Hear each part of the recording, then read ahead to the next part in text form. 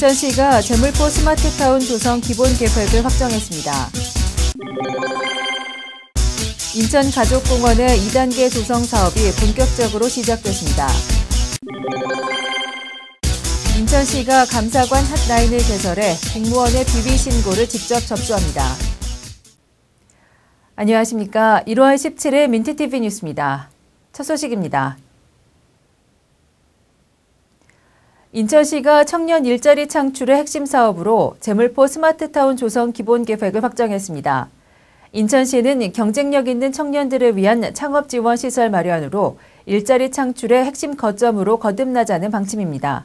보도에 이지은 기자입니다.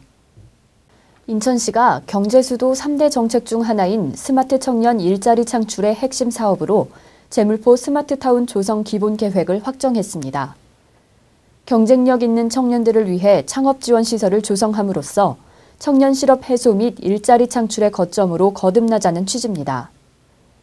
제물포 스마트타운에서는 창의적인 청년들의 아이디어를 기술과 접목시켜 자금 및 멘토링, 마케팅 등을 체계적으로 지원해 아이디어가 창업으로 이어지는 환경을 제공합니다. 특히 이 사업의 의미는 아이디어와 패기와 열정 있는 사람은 누구나 창업에 도전하고 또 벤처기업을 창업할 수 있는 기회를 만들어주기 위해서 어떤 그 청년 창업 지원 사업이라고 하겠습니다. 시는 구 인천대학교 본관을 리모델링해 올해 하반기 창업지원센터를 개소할 예정이며 중앙부처의 IT 사업을 집중 유치하는 등 창업에 관련된 전반적인 교육을 시행할 계획입니다. 또한 창업에 성공한 청년들이 일정 기간의 보육기간을 거쳐 송도 테크노파크 및 대학 등 기존 보육센터나 사업공간에 입주할 수 있도록 적극적으로 지원을 아끼지 않을 방침입니다. 아이디어를 경쟁력으로 창업에서부터 기업으로 성장하기까지 기업하기 좋은 도시를 구현하는 제물포 스마트타운의 행보에 청신호가 켜졌습니다. 민트TV 뉴스 이지은입니다. 공동묘지라는 장소에 시민공원의 기능을 더해 지난해 11월 1단계 사업을 완료한 인천가족공원이 시민들에게 더욱 가까이 다가가기 위한 2단계 사업에 착수했습니다. 오는 2015년까지 진행될 사업의 내용을 배영수 기자가 전해드립니다. 인천시 부평이동 소재 인천가족공원. 오랫동안 부평공동묘지라는 오싹한 이름으로 불리다가 시민공원의 기능을 더하자는 목적으로 이름을 바꾸고 2008년부터 단계별 사업을 진행해 왔습니다.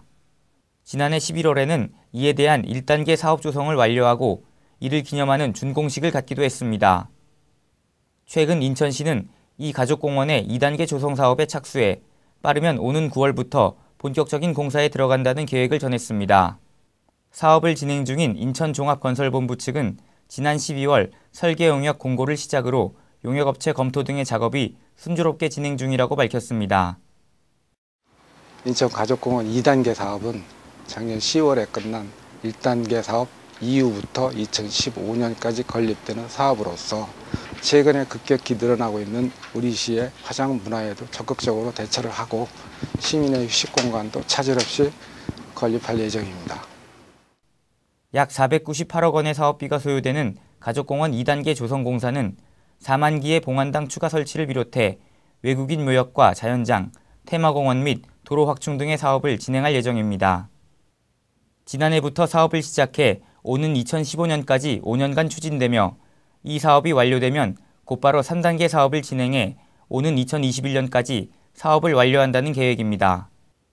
종건 관계자는 가족공원을 장래뿐만 아니라 시민들이 언제든 찾아와 휴식할 수 있는 공간으로 만들기 위해 고민을 거듭하고 있다면서 앞으로 진행될 사업 역시 시민 만족도를 최우선으로 삼아 진행토록 하겠다고 밝혔습니다.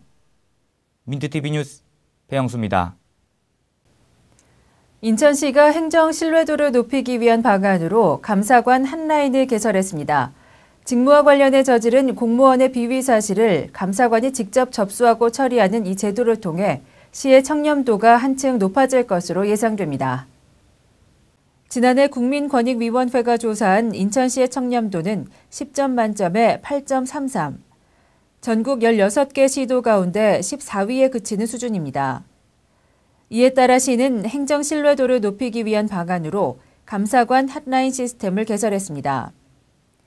직무와 관련한 비위를 저지른 공무원에 대한 제보를 감사관이 직접 접수해 처리하는 등 부조리 일체를 근절하겠다는 계획입니다.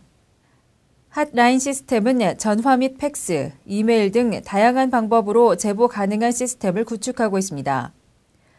또한 신고자의 신분이 비밀로 유지돼 공무원 비위 행위에 대한 자유로운 제보가 가능하다는 점이 가장 큰 장점입니다.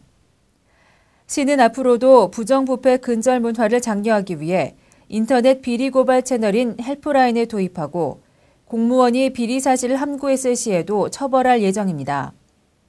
한편 시는 핫라인 시스템을 통해 위법 경중에 따라 보상금을 지급할 계획이어서 투명한 행정 실현을 위한 각계의 적극적인 참여를 기대하고 있습니다.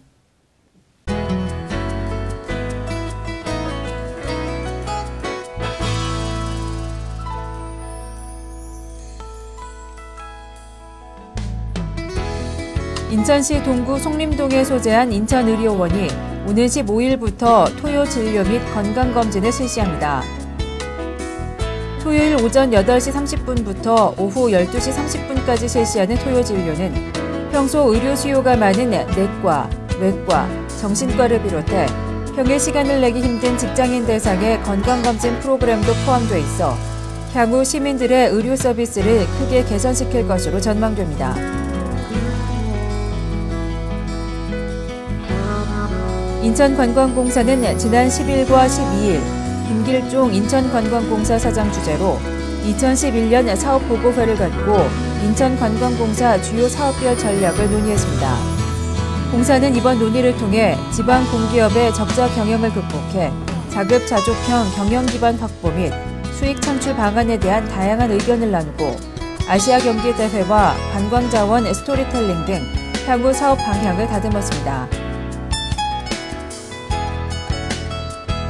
인천시는 제92주년 3.1절을 맞이해 기념식과 경축 콘서트에 참여를 원하는 일반 시민과 학생들의 신청을 받습니다.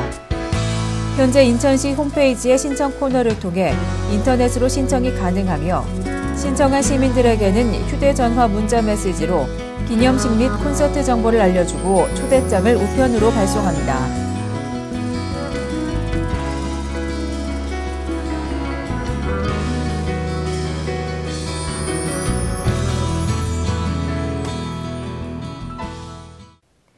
이상으로 1월 17일 민트TV 뉴스를 마치겠습니다. 시청해주신 여러분 고맙습니다.